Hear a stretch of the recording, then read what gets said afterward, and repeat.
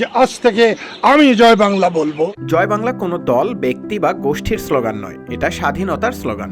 যতদিন বাংলাদেশ থাকবে ততদিন জয় বাংলা থাকবে। মায়ের 21তম মৃত্যুবার্ষিকীর অনুষ্ঠানে গতকাল টাঙ্গাইলের কালীহাতিতে এসব কথা বলেন বঙ্গবীর কাদের সিদ্দিকী। এদিন কাদের সিদ্দিকী বলেন, গত 25 বছর একবারের জন্যও জয় বাংলা বলিনি। আজ আমার মায়ের কবরের পাশ থেকে শপথ করে গেলাম, আজ থেকে আমি জয় বাংলা বলবো। জয় বাংলা হবে আমাদের সবার।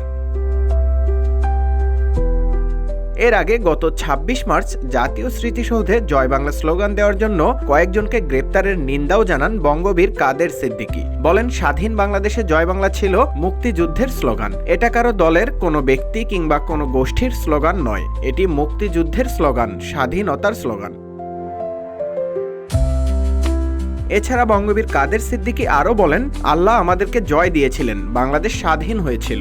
আজকে এত দালান কোঠা, ঘরবাড়ি, রাস্তাঘাট, বাংলাদেশ স্বাধীন না হলে এর কিছুই হতো না। আজ বড় দুর্ভাগ্যের বিষয়, আজকে এই স্বাধীনতাকে অনেকে মনেই করতে চায় না।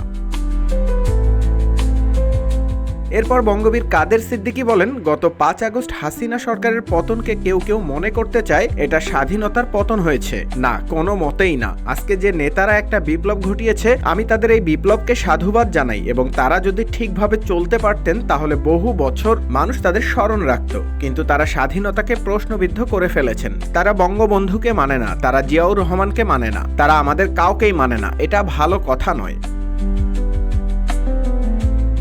এ সময় বঙ্গবীর কাদের সিদ্দিকীর বড় ভাই সাবেক মন্ত্রী আব্দুল লতিফ সিদ্দিকী, সহধর্মিণী নাসরিন সিদ্দিকী ও তার ছেলে মেয়েরা ছাড়াও কৃষক শ্রমিক জনতা লীগের স্থানীয় নেতাকর্মীরা উপস্থিত ছিলেন।